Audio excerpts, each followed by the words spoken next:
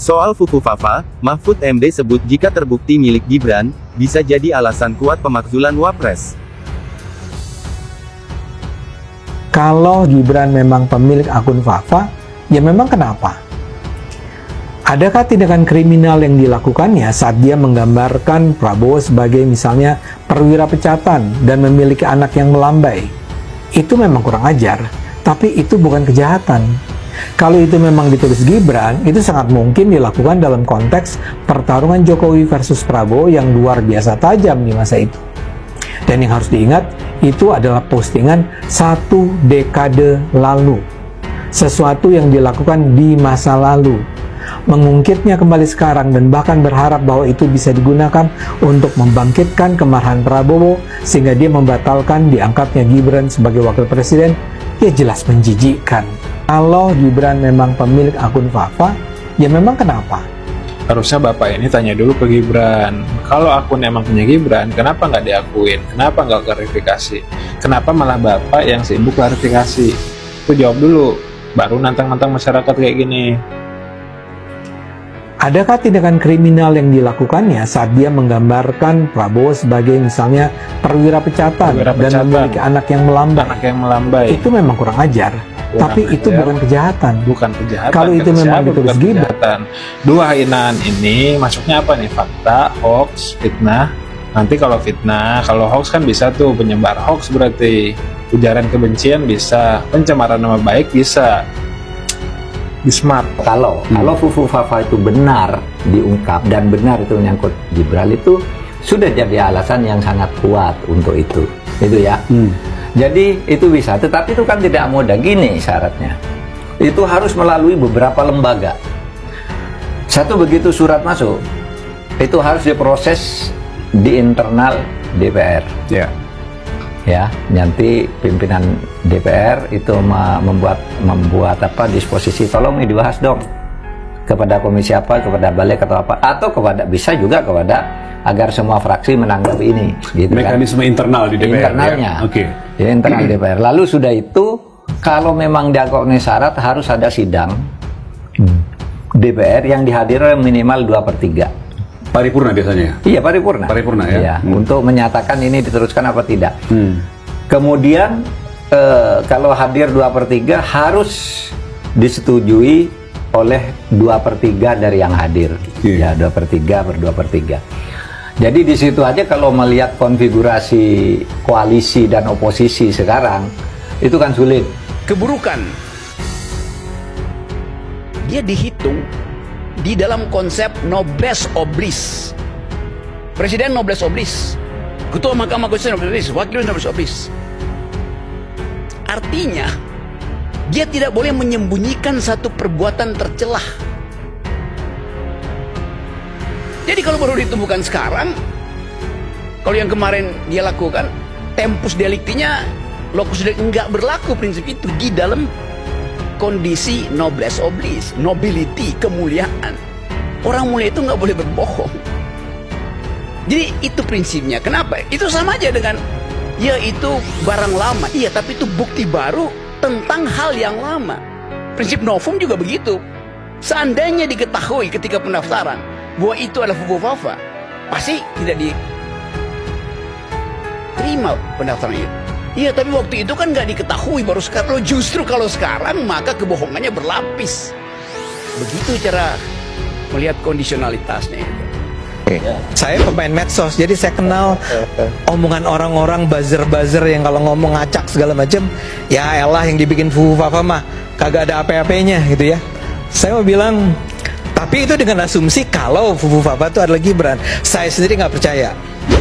Sekarang pertanyaannya, apakah yang disebut perbuatan tercela adalah bukan saat ini saja, tapi di masa lalu dalam hidupnya? Yes. Itu benar. Artinya bahkan Pak Prabowo harus cek. Yes. Ya. Bahkan sejak saat ini semua harus cek ke masa lalunya. Yes. Itu kedua. Yes.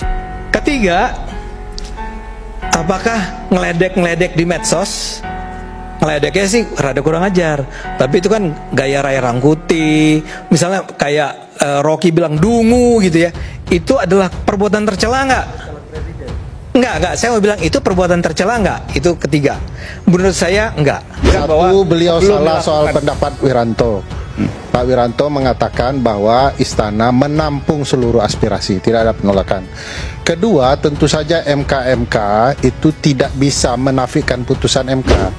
Jadi MK bukan membolehkan putusan MK. Kalau dia mengatakan yes or no putusan MK itu tidak ada peradilan bandingnya. Ketiga, yang salah dari Bang Ade adalah soal substansi perkara. Jadi perbuatan tercela itu akan melekat di tubuh presiden dan wakil presiden kapanpun. Baca pasal 169 huruf Q itu. Apa tercelanya, Pak? Sabar. Pasal 169 huruf Q itu mengatakan apa itu perbuatan tercela? 3 hal. Kalau tidak sesuai norma agama, tidak sesuai norma adat, tidak sesuai norma sosial. Walaupun di luar masa menjabat. Iya, walaupun di luar Sebelumnya. Bang Aiman jadi presiden ketahuan selingkuh puluhan tahun yang lalu, sejak sahabat sebelum Masehi. Tahuan loh Bang Aiman. Nah, misalnya Selingkuh. contoh. Jadi Bang Ade tidak paham konsepnya. Konsepnya yang harus dipahami dulu. Kalau terbukti Fufu Fafa Gak paham. adalah, iya, Bang, itu pahamnya. Kalau abang jadi presiden, ketahuan 5 tahun yang lalu punya masalah etik, berhenti. Iya, bisa diberhentikan. Itu Apa paham. ininya? Apa Enggak, tadi kan Itu abang ada di bilang mana? masa perkara Enggak, sebelum aturannya itu ada di mana, Bang? Abang mengatakan tadi Nanti dibentuk pansus. sebelum. Itu loh kira-kira. Abang kan bilang gitu ya. Iya. Itu ada di mana? Iya. Yang menyatakan bahwa Makanya kan Bang, artinya belajar begini, Bang. konsepnya. Artinya, Sini, Bang. sini saya jawab. Artinya gini, Bang. Bang, tunggu dulu. Artinya gini, Abang Bang. kalau salah saya jelaskan dulu. Enggak. Saya nggak tunggu salah. Gini. Saya nggak Abang salah. kan tanya ya. Jadi Nggak kalau apa-apa ini saya ada salah. pemilihan presiden dan wakil presiden, orang maju ya sebagai calon, apakah diperiksa masa lalunya? Oh iya. Jadi kalau ditemukan tercela, Kalau ternyata tidak ditemukan ketika mencalonkan, beda ketika menjabat, Bang. lah sama Abang aja nggak dong. ngerti, beda. Sama pencalonan Nah, ada ini, nggak cara makanya, Bang, tercela? supaya kebodohan ini tidak tersebar, saya Lebih terang jelaskan dulu. beda. Kebodohan Bung siapa? Ferry, ketika dia Kebodohan siapa? Bang, perbuatan tercela ketika Anda- syarat itu bukan impeachment, Bang.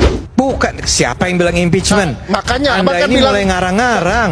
Ya. Anda tuh kepengen sekali Gibran itu Bukan, dimakzulkan. Bang. Abang supaya jangan salah, saya jelaskan bedanya ya. Ya. Satu, ketika tidak memenuhi syarat bahwa dia tidak pernah melakukan perbuatan tercela ketika maju, itu syarat mencalonkan, Bang. Iya, Jadi apakah kalau kemudian hari tercelanya itu makanya sekarang Abang atau masa berhentikan lalu? dulu. Ketika dia sudah terpenuhi syarat, di kemudian hari ditemukan cacat masa lalu, ketika dia menjabat, barulah proses impeachment. nggak logis. Nggak logis dong. Makanya Abang Seharusnya belajar, ketika memang orang begitu konsepnya, Bang.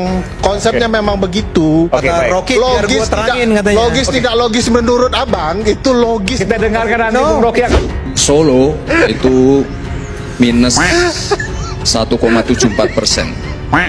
Lalu kita kerja keras, kerjasama dengan TPID. Ini kebetulan kalau Pak Mendagri tiap Senin rajin mengontrol inflasi di tiap-tiap kota. Minus 0,174, lalu naik 4%, lalu naik lagi ke 6,25%. Jadi sekali lagi Bapak Ibu, ini butuh kerja keras kita semua. Pemaksulan itu awalnya bukan diukurkan pada jenis kejahatan yang sekarang Anda sebut-sebut di konstitusi. Kata konstitusi sendiri di abad 15 artinya hak rakyat untuk membunuh raja.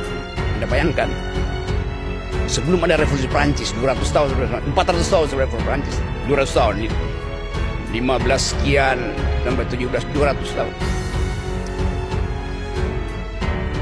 Anda belajar hukum, coba Anda baca buku Franco Gallia, ditulis oleh François Hotman, ditulis di Paris, tapi bukan oleh Hotman Paris. Prinsip itu didasarkan pada keinginan untuk membatalkan hak absolut raja. Lalu dia berevolusi sampai sekarang demokrasi. Jadi dari awal pemaksulan itu bahkan artinya membunuh raja. Begitu kalau belajar fondasi filosofi dari legal reasoning, dari hukum. Jadi yang pertama tadi, kemuliaan itu tidak boleh ditutupi karena itu tidak berlaku di situ tempus atau locus delicti.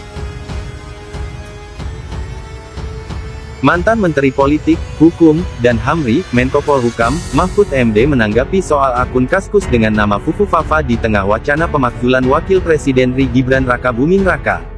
Menurutnya, jika akun Fufufa benar terbukti berkaitan dengan Gibran, maka itu bisa menjadi alasan yang kuat untuk memakzulkan anak sulung mantan Presiden RI Joko Widodo, Jokowi tersebut.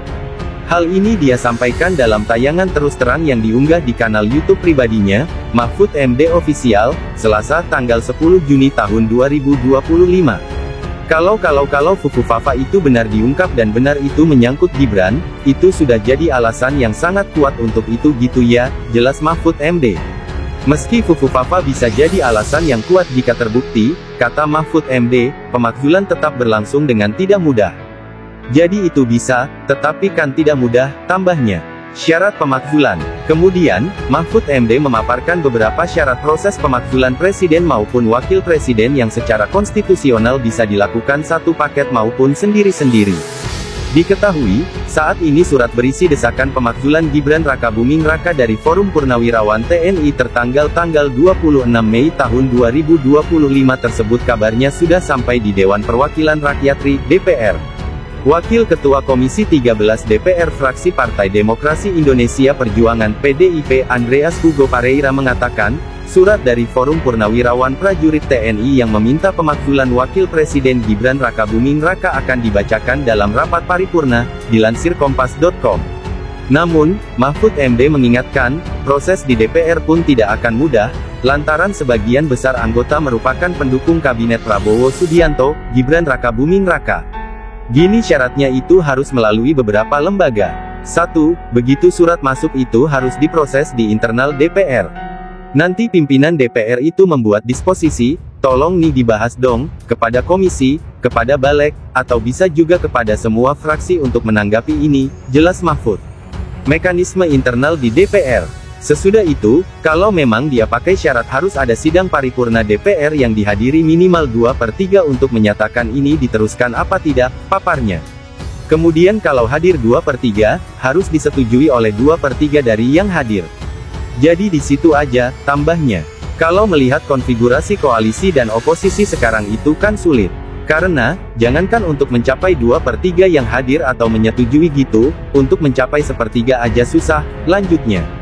Karena sekarang sudah bertumpuk di wali, sehingga bisa saja kalau lihat komposisi partai totalnya 8 di parlemen itu, 1 PDIP 7 lawan yang konfigurasinya pendukung Pak Prabowo, katanya. Mungkin yang tidak jelas-jelas berkoalisi Nasdem sama PKS. Nah, yang lain sudah dalam koalisi itu dan itu tidak sampai 1/3 kayaknya kalau digabung ya jumlah itu atau lebih sedikit gitu. Pasti, tidak mencapai 2/3, ujarnya. Di MK butuh 3 bulan. Kemudian, Mahfud MD menerangkan, setelah diterima di DPR, usulan pemakzulan berlanjut ke Mahkamah Konstitusi (MK). Namun, di MK, prosesnya bisa memakan waktu 3 bulan. Sesudah itu, lanjut ke Mahkamah Konstitusi. Mahkamah Konstitusi itu perlu waktu 3 bulan paling lama untuk menilai ini. Saling membela, saling mendakwa, impeachment itu pendakwaan artinya saling mendakwa, kemudian ada yang membela dan seterusnya. 3 bulan maksimal Mahkamah Konstitusi, jelas Mahfud MD. Jika diputuskan salah kembali lagi ke DPR, dilihat komposisi hakimnya, dan di situ belum tentu lolos juga, tambahnya. Kalau lolos, kembali ke DPR serahkan lagi ke MPR. Nah, DPR bersidang lagi apa ini diteruskan ke MPR apa tidak? Di MPR kalau setuju harus ada 3/4 yang hadir. 2/3 dari 3/4 ini setuju, paparnya. Dibuat tidak mudah. Selain itu, Mahfud MD juga menyatakan bahwa proses pemakzulan presiden dan/atau wakil presiden memang dibuat tidak mudah. Jadi prosesnya itu tidak mudah dan ini memang dibuat untuk mempersulit cara menjatuhkan presiden. Karena memang presiden tuh harus tidak mudah dijatuhkan lah. Harus kuat sistem presiden dan wapres tetapi tidak juga mudah, kan hukum itu produk politik. Selalu balik ke teori itu ya. Semua kalau politiknya berubah, maka hukum bisa menyesuaikan dia. Semua yang tadinya sulit menjadi mudah sekali, tandas Mahfud MD.